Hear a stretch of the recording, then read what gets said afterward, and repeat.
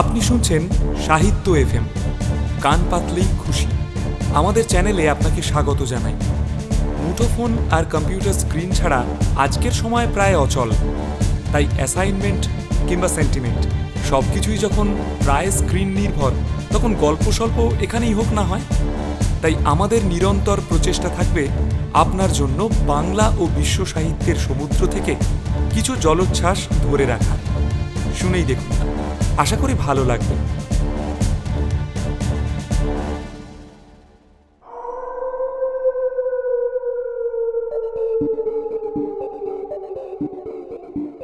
আমাদের আজকের নিবেদন বিভূতিভূষণ বন্দ্যোপাধ্যায়ের লেখা অলৌকিক ছোট গল্প হাসি।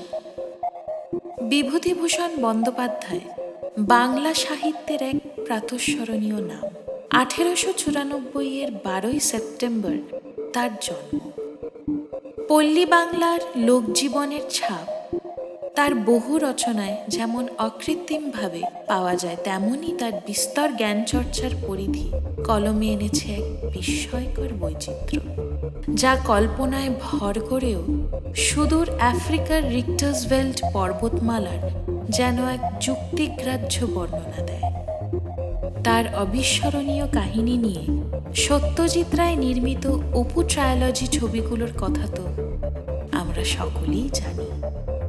এছাড়াও বিভিন্ন রসের সাহিত্যে তার যে অবাধ গতিবিধি তা বলাই বাহুল্য। 1950-এর 1 নভেম্বর তিনি প্রয়াত হন। শুরু হচ্ছে হাসি।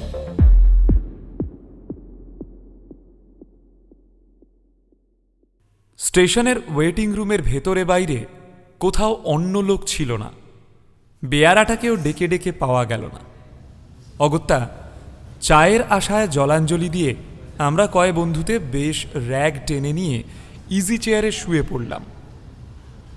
মাঘের শেষ যদিও, শীত কিন্তু বাংলাদেশের পৌষ মাসের চেয়েও বেশি। রমেন বললে, ওহে, তোমরা যা বোঝো করো, আমি কিন্তু চা নইলে রাত কাটাতে পারবো না। বসো তোমরা, একটা ব্যবস্থা দেখছি। দোর খোলার সঙ্গে সঙ্গে এক ঝলক তীক্ষ্ণ শীতল পশ্চিমে বাতাস তীরের মতো ঘরে ঢুকতেই আমরা হাঁ হাঁ করে উঠলাম। রমেন ততক্ষণে চলে গিয়েছে। খোলা দোরটা বন্ধ করে দিতে গিয়ে চেয়ে দেখি বাইরে বেজায় কুয়াশা। পৃথ্বীশ আমাদের দলের দার্শনিক। এতক্ষণ সে র্যাগ দিয়ে আপাদমস্তক আবৃত করে শুয়েছিল। হঠাৎ মুখ খুলে গম্ভীরভাবে বললে, দেখ, আমার কিন্তু একটা আনক্যানি সেন্সেশন হচ্ছে। কেন বলতো? আমি বললাম, কিভাবে আনক্যানি? ভূতটুত? সে র্যাগ খুলে ফেলে ইজি চেয়ারে উঠে বসল। চারিধারে চেয়ে দেখে বললে, তা ঠিক জানি নে, কিন্তু কেমন যেন। আমরা সকলেই ততক্ষণে পুনরায় খাড়া হয়ে উঠে বসেছি। সলিল বললে, বিচিত্র নয়, আমি একটা ব্যাপার জানি। এই রকম একটা স্টেশনের ওয়েটিং রুমে রাত 10টার পরে লোক থাকতে পারতো না। শুধু তাই নয়, একবার অনেক রাত্রের ট্রেনে এক ভদ্রলোক নেমে রাত্রের মতো স্টেশনের ওয়েটিং রুমেই ছিলেন। সকালেও তিনি ওঠেন না দেখে সকলে তুলতে গিয়ে দেখল তিনি অচৈতন্য অবস্থায় মুখ উপুড় করে পড়ে আছেন। তারপর অনেক যত্নে তার জ্ঞান হয়। তিনি সকলের কাছে বলেন, শেষ রাত্রির দিকে এক সাহেব নাকি এসে তাকে ওঠায়।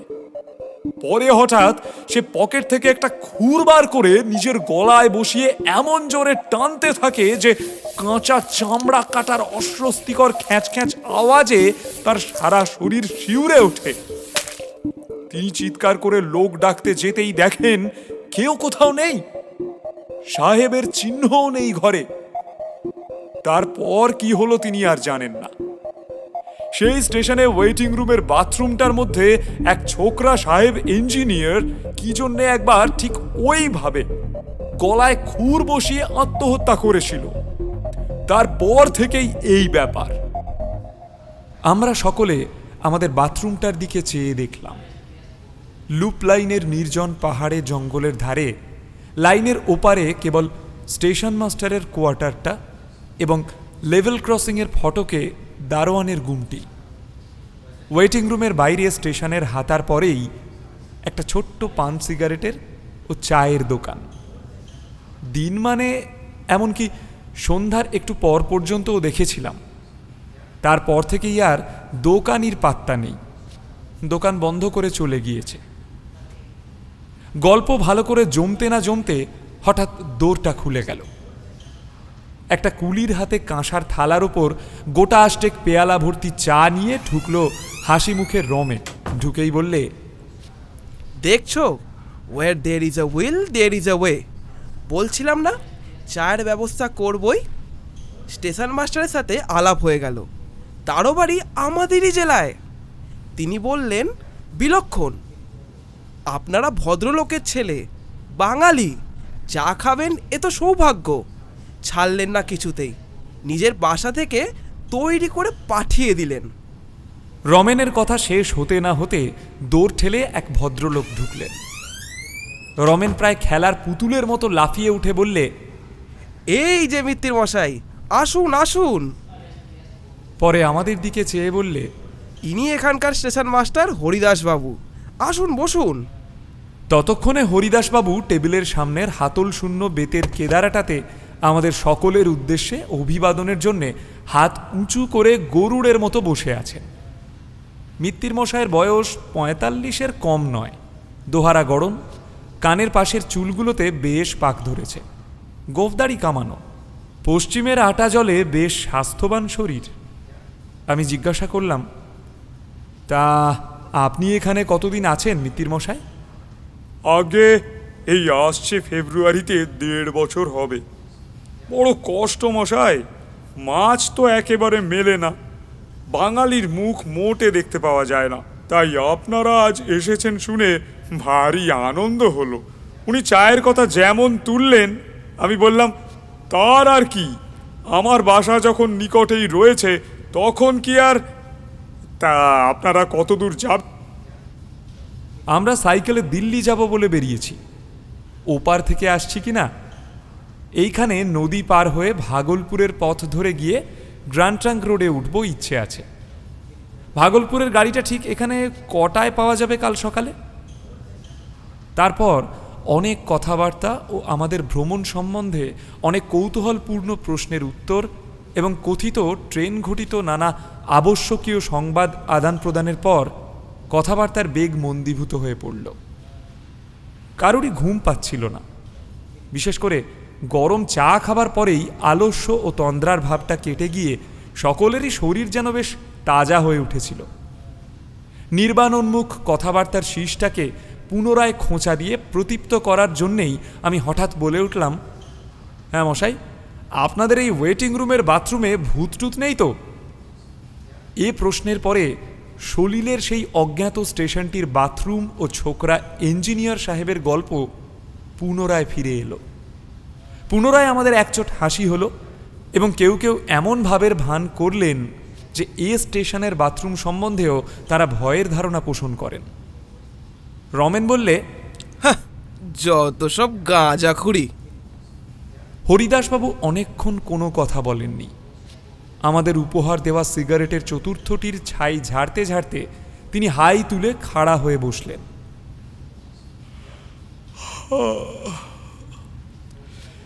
আপনারা হয়তো হাসবেন, কিন্তু আমার নিজের জীবনের একটা ব্যক্তিগত অভিজ্ঞতার কথা এখানে বলছি, শুনুন। পরে তিনি পঞ্চম সিগারেটটি ধরিয়ে নিজের অদ্ভুত গল্পটি বলে গেলেন। অনেক দিনের কথা, আমার বয়স তখন খুব বেশি না হলেও 12-13 কম নয়। আমার এক কাকা ফরেস্ট ডিপার্টমেন্টে কাজ করতেন এবং সে সময় তিনি খুলনা মরেলগঞ্জ আউটপোস্টে থাকতেন। তা একবার কি উপলক্ষে এখন ঠিক স্মরণ হয় না, আমি আমাদের বাড়ির সকলের সঙ্গে কাকার কাছে বেড়াতে যাই। কাকা তখন ছিলেন খুলনার বাসাতে। সেইখানেই অনেক দিন আমরা ছিলাম। বেশি দিন থাকবার কথাবার্তা হওয়াতে আমি সেখানকার একটা স্কুলেও ভর্তি হয়ে গেলাম। আমরা পুজোর পরটাতেই সেবার খুলনা যাই। কয়েক মাস পড়বার পরে গ্রীষ্মের ছুটি হলো প্রায় 1 মাসের ওপর। কাকাকে ধরলাম তার সঙ্গে তার কার্যস্থান মরেলগঞ্জ যাব। কাকা আমায় নিয়েও গেলেন। সেই সময়টা মোম মধু সংগ্রাহকদের লাইসেন্স নতুন করে করবার সময়। কেউ ফাঁকি দিয়ে পুরনো লাইসেন্সের বলে জঙ্গলে মোম মধু সংগ্রহ করে কিনা পাহারা দেওয়ার জন্য ফরেস্ট ডিপার্টমেন্টের বোট ও স্টিম লঞ্চ সব সময় সুন্দরবনের নদী, খাড়ি ও খালের মধ্যে ঘুরে ঘুরে পাহারা দিত। কতবার আমি কাকার সঙ্গে এই সরকারি বোটে সুন্দরবনের মধ্যে বেড়াতে গিয়েছি। আমার মনের মধ্যে এই সুন্দরবনের একটা অপূর্ব স্বপ্ন ছবি মুদ্রিত আছে মশাই। তা তখন আমি ছেলে মানুষ, সবে 13। শহর থেকে গিয়েছি। সুন্দরবনের অপূর্ব বন্য সৌন্দর্য এই 1 মাসের প্রতিদিন আমার ক্ষুধার্ত ব্যগ্র বালক মনে কি আনন্দের বার্তা যে বয়ে আনতো তা আমি মুখে আপনাদের বোঝাতে পারি না। আর কখনো সে দেশে যাইনি। অনেক দিনের কথা হলেও এখনো মাঝে মাঝে সুন্দরবনের, বিশেষ করে জ্যোৎস্না ওঠা সুন্দরবনের ছবি, অপরিসর খালের সঠির জঙ্গলে ভরা ঢালু পাড়, নতুন পাতা ওঠা গাব গাছের ও বন্য গোল গাছের সারি, খাড়ির মুখে জোয়ারের শব্দ, আহা, এসব যখনই মনে হয় একটা জিনিসের জন্য বেদনায় এই বয়সেও মনটা কেমন করে ওঠে। জানেন, সেদিনের কথাটা আমার এখনো বেশ মনে আছে। সুন্দরবনের সেই অংশটা তখন জরিপ হচ্ছিল। তাদের একটা বড় লঞ্চ বড় গাঙের মাঝখানে বাঁধা থাকত। তা দুপুরবেলা সেদিন সেই লঞ্চটাতে নিমন্ত্রণ ছিল। 4-5 জন আমিন, একজন কানুনগো, একজন কেরানি, সবাই বাঙালি, সব শুদ্ধ 7-8 জন লোক লঞ্চটাতে। খাওয়া দাওয়াটা খুব গুরুতর রকমেরই হলো। তারপর একটু গান বাজনাও হলো। তা বেলা পড়ে গেলে সেখান থেকে বিদায় নিয়ে আমাদের বজরাটা ছাড়লাম। ক্রমে রাত হলো, জ্যোৎস্না উঠল। খালের দুধারে নতুন পাতা ওঠা বনের মাথাটা জ্যোৎস্নায় চিকচিক করছিল। দূর থেকে নৈশ পাখির 2-1টা অদ্ভুত রকমের ডাক কানে আসছিল। জোয়ারের জলে মগ গোল গাছের আনত শাখাগুলো ভাটার পরে একটু একটু করে জল থেকে জেগে উঠতে লাগলো। বাঘের উপদ্রবের ভয়ে সব সময় আমাদের বজরাতে 2 জন বন্দুকধারী সিপাহী থাকতো। তারা বজরার ওধারে তোলা উনুনে রান্না চাপিয়ে দিলে। রাতটা বড় গরম, গুমোট ধরনের। গাছের পাতাটি পর্যন্ত নড়ছিল না। চারিদিকে একটা নীরব থমথমে ভাব। ছইয়ের ভেতরে থাকবার উপায় নেই। বজরার ছাতে তক্তার পাটাতনের ওপর এসব গ্রীষ্মের রাতে শুয়ে থাকতে খুব আরাম বটে, কিন্তু অপরিসর খালের দুধারের ঘন বন থেকে বাঘ লাফিয়ে পড়বার ভয়ে সেখানে থাকবার জো ছিল না। ছইয়ের মধ্যে বসে কাকা ও বিনোদবাবু দাবা খেলছিলেন। ছইয়ের ঘুলঘুলিগুলো সব খোলা। আমি নিকটে বসে বই পড়ছি। খেলতে খেলতে রাত হয়ে গেল 10টার বেশি। সিপাহীদেরও রান্না হয়ে গেল। কাকা কি একটা কঠিন চাল সামলাবার কথা এক মনে ভাবছেন। আমি মিটমিটে আলোতে আখ্যান মঞ্জরি পড়ছি। বিনোদবাবু খেলোয়াড়কে সমস্যায় ফেলবার আত্মপ্রসাদে তাকিয়া ঠেস দিয়ে ঘুলঘুলির বাইরে ভাটার টান ধরা জলের দিকে চেয়ে আছেন। দীর্ঘ বন গাছের ছায়া পড়ছে জলের ওপর। এমন সময় একটা ব্যাপার ঘটল।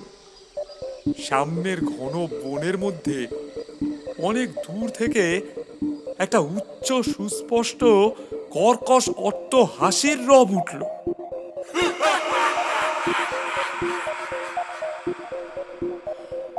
অবিকল মানুষের গলার মতো আওয়াজ হলেও মনে হলো যেন এটা অমানুষিক, অস্বাভাবিক স্বর।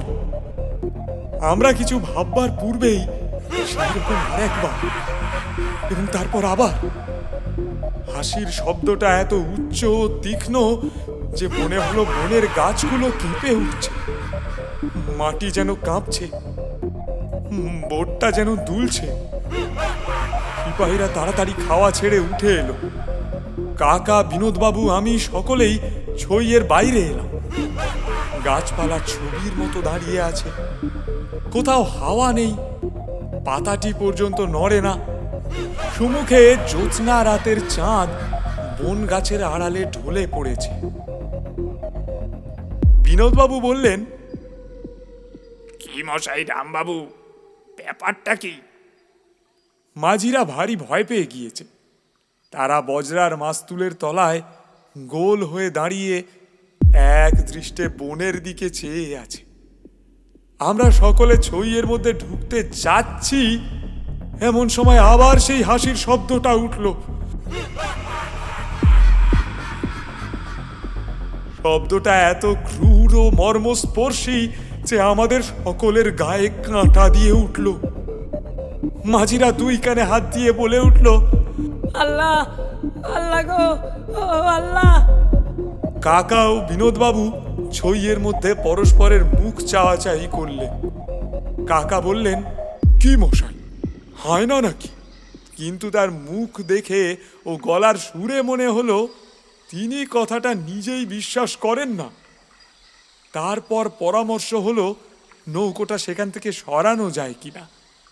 কিন্তু ভাটার টান এত বেশি যে বড় গাঙের টান ঠেলে তত রাত্রে কোনো মতেই অত ভারী বজরাটা উজানে নেওয়া চলে না। অগত্যা সেইখানেই রাত কাটাতে হলো। সবাই জেগে রইল, কারুর চোখে ঘুম এলো না সে রাত্রে। শেষ রাত্রে আর একবার শব্দটা শুনলাম, জানেন? বনভূমি তখন নিস্তব্ধ, চাঁদ ডুবে গিয়ে নদী, আকাশ, বন সব অন্ধকারে একাকার। আমার চোখ ঘুমে ঢুলে এসেছে এমন সময় অন্ধকার ভরা গভীর বনভূমির দিক থেকে আর একবার সেই বিকট হাসির রোল উঠল। শেষ রাত্রের চাঁদ ডোবা অন্ধকারে সেটা এত অমানুষিক, এত পৈশাচিক ঠেকলো যে তখন আমার বালক বয়স হলেও হাসিটার প্রকৃত রূপ বুঝে বুকের রক্ত যেন হিম হয়ে গেল। সকালে জোয়ারের মুখে বজরা ছেড়ে আমরা দুপুরের সময় স্টিম লঞ্চে ফিরে এলাম। সেখানে সব কথা শুনে প্রধান সারেং খালাসিদের মধ্যে কেউ কেউ বললে ওই শব্দটা নাকি এর আগেও তারা শুনেছে, তবে স্থানটা বড় গভীর বনের মধ্যে বলে সেদিকটায় লোক চলাচল খুব কম। শোনা গেল ওই বনের মধ্যে নাকি অনেক দূর গেলে প্রাচীনকালের ঘর বাড়ির চিহ্ন পাওয়া যায়। জঙ্গলের মধ্যে শ্রেণীবদ্ধ বৃদ্ধ বকুল গাছের সারি দেখে মনে হয় কোনো সময় সেসব স্থানে লোকের বাস ছিল। সে যাই থাকুক, আজও এতদিন পরে যখনই কথাটা মনে পড়ে তখনই এই কথাটাই মনে হয়। গভীর রাত্রির অন্ধকারে জনহীন জনপদের ধ্বংসস্তূপের চারিপাশে ঘূর্ণায়মান কোনো অভিশপ্ত অশরীরীর আত্মার পৈশাচিক উল্লাস ভরা অট্টহাসি সেদিন কানে গিয়েছিল। তাই হাসির রোলটা যখনই মনে আসে আজও, এই এতকাল পরেও যেন সারা শরীর শিউরে ওঠে মশাই।